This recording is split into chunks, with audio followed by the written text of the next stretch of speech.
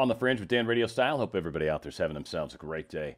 Censorship is the topic of the day in every way, shape, and form. Censorship right now is main stage, giant spotlight shining on it. Maybe it's one of those theater openings where they've got the three lights that are shooting up in the sky, whatever the case is. A lot of exclamation points are sitting over this whole entire topic. And there is a lot to cover. We've got major information that's coming out around the whole Hunter Biden thing, which is very controversial. On top of that, some posts recently have come out that we're going to discuss that are also a bit controversial. And I'm going to cover them very middle of the road. You might be a little bummed because I'm not going to just totally glom on to the right, and I'm certainly not going to glom on to the left. I'm actually going to take the center road on this one because I think actually both sides are wrong, to be honest. So we're going to cover that. That should actually be very interesting. And again, I have huge love for what we're about to talk about, so I want to give a little credit. Also, I did a video earlier today from one of the papal nuncio to the United States, basically the diplomat guy from the Vatican at one point. He wrote an open letter to Donald Trump. It's a great video. If you want to check it out, you'll probably see it at the end of this at my most recent video. But from that came the discussion of the Great Reset. And he called it that. I've certainly read it in other places, but oddly, the Great Reset is also called out in this Time article that's recently been talked about. So the Great Reset is this: they partnered up with a whole bunch of people because of the COVID-19 virus, and they thought, hey, here's the opportunity to re-envision the world the way we want to. Now, that can mean a lot of things, and I'm going to let you fill in those blanks, but we've talked plenty about where I think there's this desire to maybe force people into a certain direction versus giving people the freedom to kind of do what they want or to behave as they will so long as they don't tread on anybody else, correct? That's generally at least how I see it. So some of the people that come into it are some of the thoughts that are coming out of this whole idea from the Time magazine is a better economy is possible, but we need to reimagine capitalism to do it. Europe has big plans for Green New Deal. Poland's coal. Country isn't so sure. If corporations really want to address racial inequality, here are 9 things that actually make a difference. So again, a lot of very high and mighty people got together to work on some interesting ways of looking at the future. What these basically kind of tie into is a world that's essentially very socialistic, a socialistic world. And that was pretty much where Europe was going. England trying to kick out with the Brexit already shows that there's a little bit of disharmony around there. Got a couple countries in the European Union that maybe aren't doing so well. And odds are Germany and France, well, Germany, are probably going to get tired of paying for everything at some point too. So there's bound to be some confusion that's going to come around that. But yeah, this whole global reset concept, Tokyo Governor Yuriko Koike, I'm probably saying that wrong, on how the 2021 Olympics will be different from every other games because obviously masks, right? So this whole new world where we work remotely, where Mercado Libre CEO of Marcos Galpin sees and e-commerce revolution coming. I mean, if you think about the days of almost the brick and mortar are probably past. Like if you've got a widget that you want people to buy, having an online store and then basically renting out some warehouse space from someone, quite possibly Amazon might be the ones that go into that business, which would suck. Hopefully other people do that too. But that concept is probably going to be moving forward. The idea of paying some exorbitant amount of rent in some commercial district might not need to happen anymore, right? You might be able to put a warehouse out in the middle of Timbuktu so long as FedEx will show up to it. Doesn't matter. So the idea of business is certainly being looked at. Now, again, obviously one side really seems to want to push socialism. I'm going to be honest, from someone that's basically center right here and kind of likes freedom and likes capitalism, I do enjoy it. You know, hardworking people get a perk for working hard, tend to make more money, tend to become more successful. So there's a lot to that, and I like that. If you took that away from me, I don't think I'd be a hard worker anymore. What's the point, right? So there needs to be some sort of incentivization to exceed or to go beyond and above what the Call of Duty is requiring. So I think there's a lot of reevaluating that we're all going to have to do. No matter what happens on the equation, we're not going to go back to Little House on the Prairie. We're continuing forward into the 21st century. New technologies happen. We're learning we can work remotely. So again, this is kind of an interesting post that came out And I feel like there's two sides of this one as well, but this is not the controversial one that's going to hopefully not offend anyone. Please be cool with this. I want to come just first off, I love cops. I've had cops in the family. I absolutely love them. So I'm very fond of the whole thin blue line. Okay, and I've actually stopped on numerous cases around where I'm at, and I have told police officers, thank you for what you do.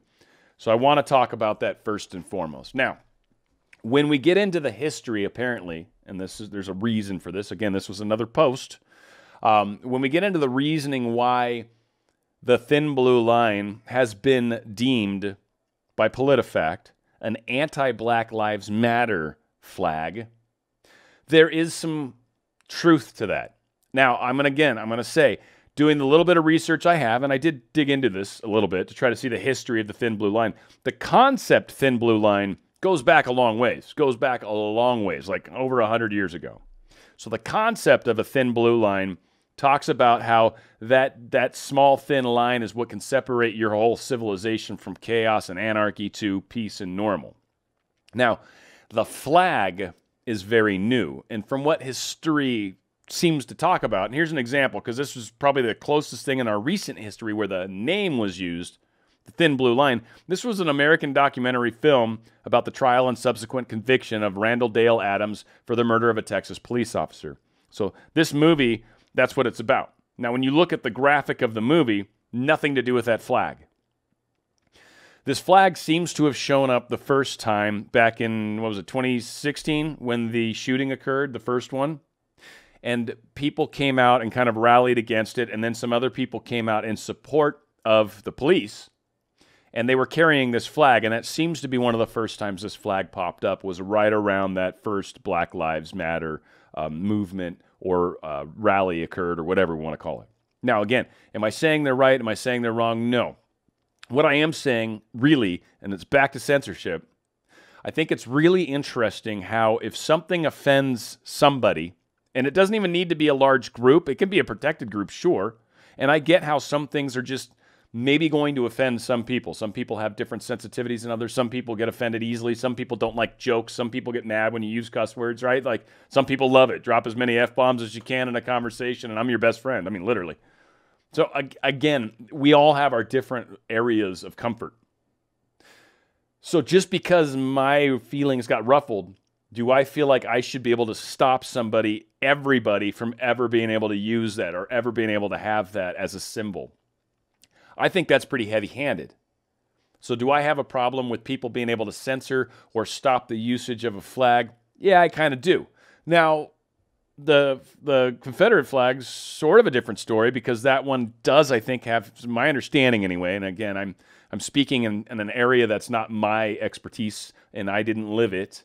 But from the people I've talked to about this, the Confederate flag actually inspires a whole bunch of bad mojo that used to happen back in the day. Oddly, down in the South, oddly where a lot of the Democrat problems started, oddly where the Democrat Party existed, oddly where slavery was. I mean, again, there's a lot of funny little quinky-dinks how that plays out as well. But that being said, that flag has definitely inspires all sorts of terror and horrible things. Now, I do not think that's necessarily the case with the Blue Lives Matter flags. The last thing I want to call out on this, I mean, I think it's a cool flag, and this article kind of bugs me a little bit because it actually, the one section that I'm going to show you is the part that really made me go, damn, yeah, maybe there's something to this. It's a cool flag, like I said. There's a truck right out here parked out in front of my place that's got one of those on the back of his window, and it looks cool. I'm like, wow, that looks really cool. And I'm probably still supportive of it. Again, it's a cool-looking symbol. It's a symbol. That's, again, what all it is.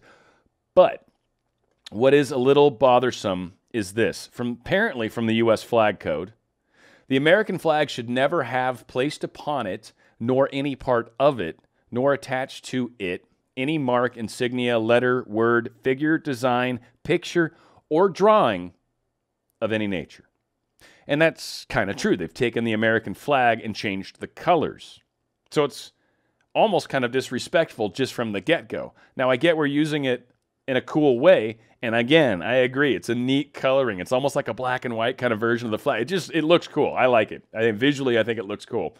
But you can see the conundrum, and that's all I'm trying to share here. I'm not trying to tell you how to think.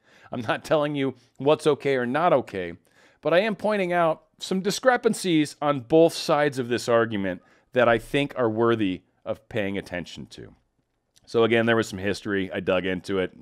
Not too terribly important. Now, getting really heavily into the censorship and heading us into the Hunter Biden stuff, that to me is pretty revolutionary. And after following this early on and finding out now that things did actually start back in December, that makes me feel a little better about a lot of things. Now, Democrats in Congress obviously demanding more big tech censorship, not less.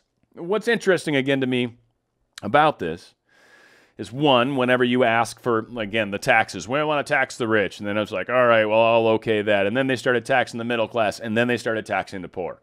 Taxes don't stay where they're at. When they say to do something, it's not going to stay with the people that you're currently focusing it at. Meaning, right now, the left doesn't like the right talking about crazy stuff. They don't like people talking about conspiracy theories that they think are dangerous, yada, yada, yada. So they feel this is an opportune time to actually shut down those voices. Problem is, it's going to be their voices next. And that's what they don't get. Right now, they're like, yeah, let's do this. This is the way we want to go. And then as soon as someone comes to them and says, all right, so give me all your personal stuff because you don't get to have that stuff anymore. There's no property anymore. And they're like, whoa, wait a minute, but I love my Gucci bag. And it's like, well, not anymore. So these things will come back and bite people in the bum, as they say. Now, again, the thing that bothers me is the hypocrisy in all of this.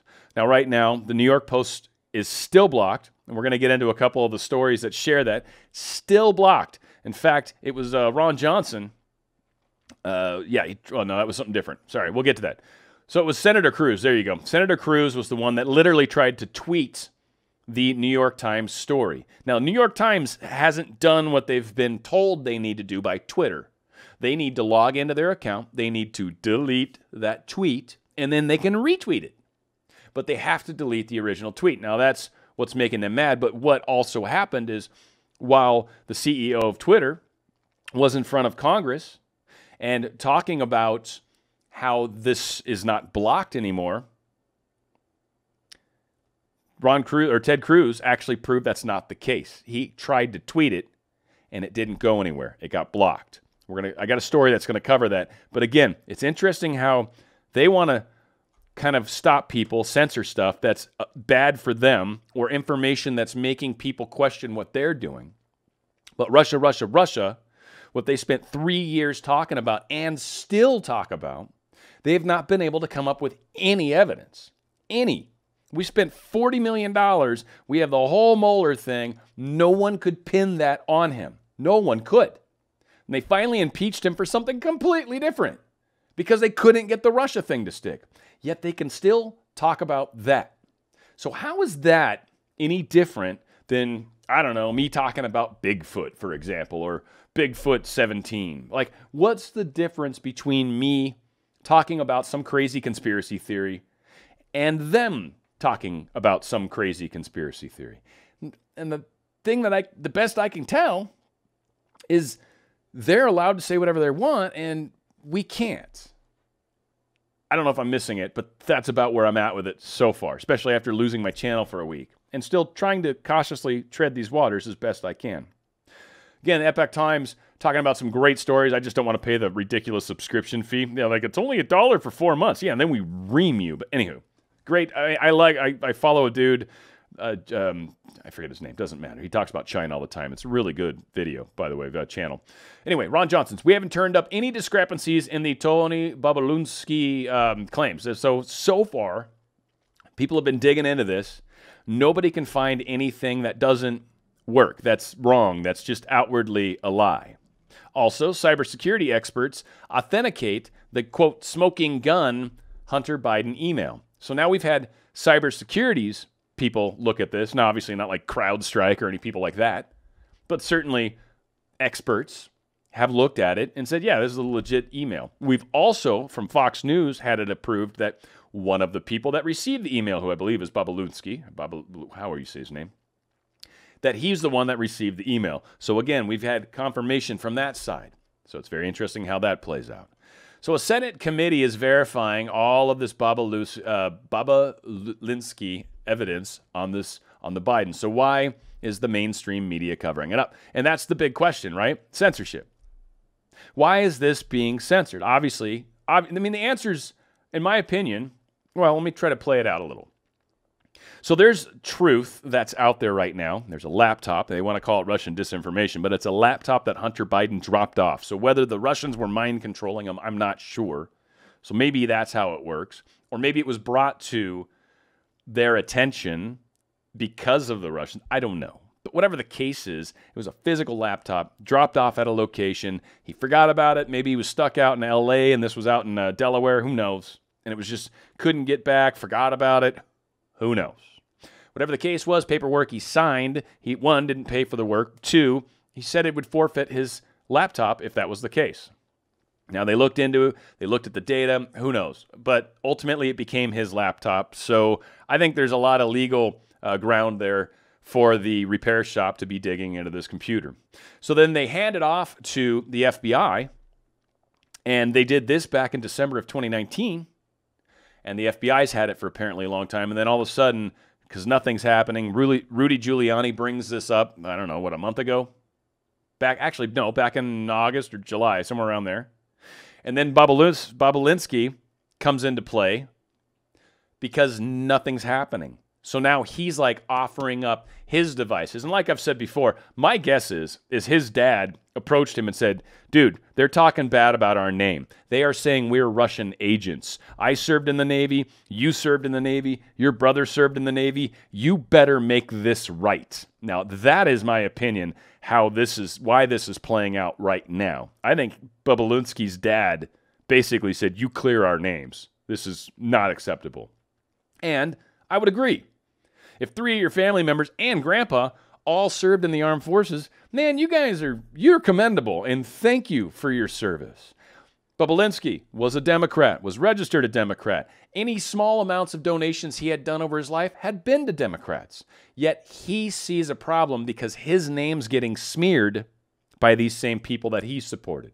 So he's coming out to clear his name, not because he's nefariously trying to take anyone down, but because he's trying to clear his name with facts. And that is what he's bringing to the table. Yet, no one wants to talk about it. No one except Fox, which is funny because Tucker Carlson just pulled a 7.4 million viewers at one time, which is unheard of, off the charts. So he's getting ratings off the charts right now, and probably sponsorships, which is just screwing everybody. So then all the mainstream media is like, oh, Fox Media is bad. Fox Media is horrible. You know what? Fox Media is reporting some stuff. Do I agree with everything they say? No, especially during the day. They say all sorts of stuff I disagree with, all sorts of stuff. But it is interesting to watch some of the nighttime people, without a doubt. And they generally have some very interesting things on their show. Now, Democrats are sounding the alarm about the previous Dem stronghold in Florida going to Trump. I've got some really interesting information around the polls. And coming from that Trafalgar or whatever, the one that kind of is believable and has actually been accurate for the last 3 elections, 2016, 2018, and, well, we're hoping is accurate, 2020. We don't know yet, but we will. But we're seeing the same exact patterns from the regular polls and the same patterns from Trafalgar, and it looks like it might play out similarly. But yes, the Democrats are getting a little bit nervous about the fact that the lead that Biden was having is shrinking and shrinking and shrinking. Now, rather than giving CNN any time and talking about what they think, they're just going to play it up to one side anyway, but they're like, oh, no, it's getting close. So, okay, so the fact that CNN's scared is something to keep in mind. So where does Trump stand in the battleground states according to Trafalgar Group? Now, this is a great little article because not just the battleground states, but we also have a couple other states that are interesting. And as of right now, today's the 30th. As of right now, 3-4 days before the election? Yeah, I guess 4, 3.5, whatever. Florida is right now showing plus 1.2% on Biden. Pennsylvania, Biden up by 3.6%. Michigan shows Biden up by 6.5%.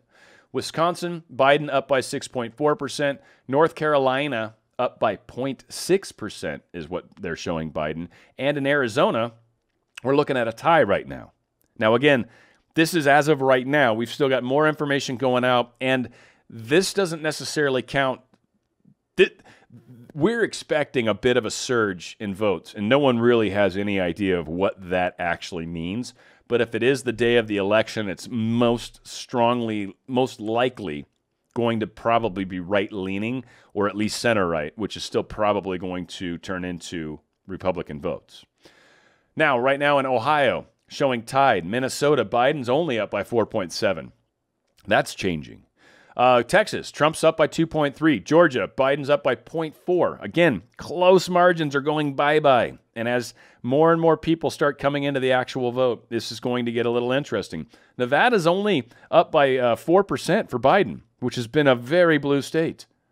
Iowa, 1.2% for Biden only. So these races are tight, very tight. Now, again, I've beat this dead horse. I'm going to kick it one more time just to make sure this horse is, in fact, dead. But your day to vote is coming up on Tuesday. This is probably the most important vote that we're going to have in our lifetimes.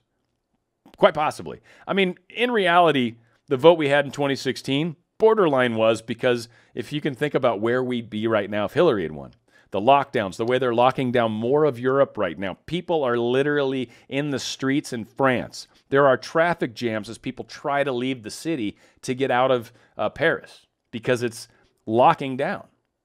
So people are really psychologically, if anything, are really having a hard time with these lockdowns. So if Hillary would be our president, we would be locked down. Who knows what other crazy stuff? We'd probably have apps on our phones, right? Who knows? I don't want to speculate. Any number of things could happen.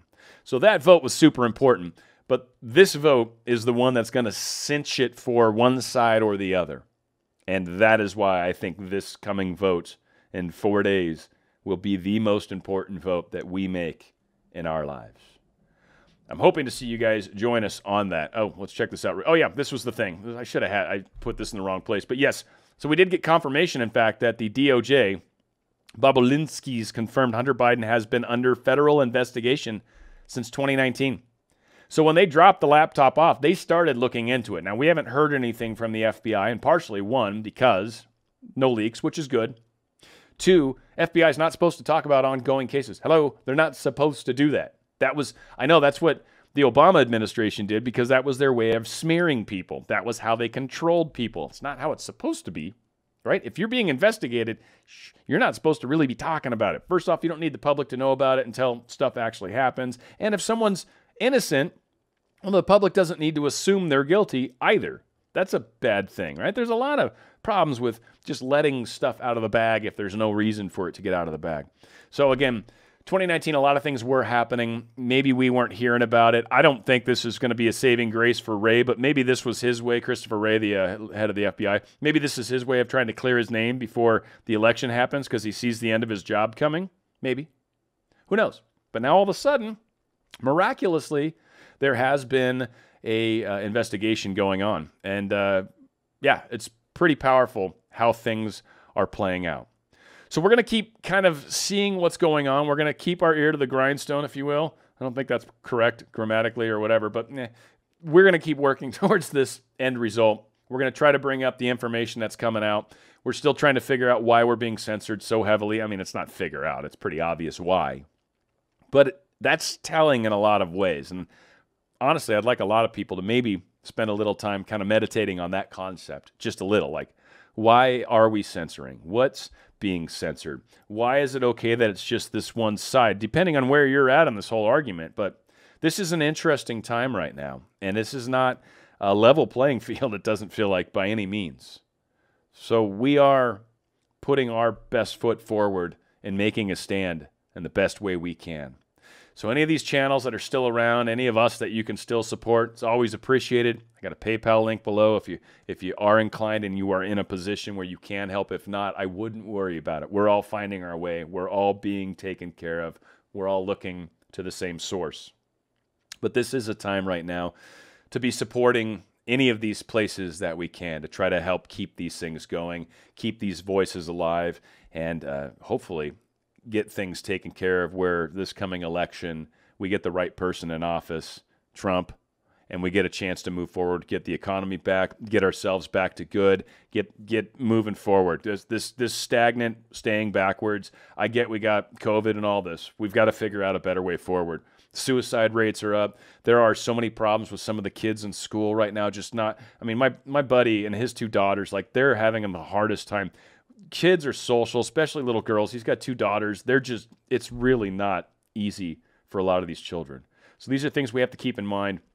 And really, like they've said many times, and I agree, the cure can't be worse than the actual sickness. And we need to keep these things in mind. And we need to talk to one another. All these things, very, very important. More great information going to be coming, of course. Stick with us. It's on the Fringe with Dan Radio Style.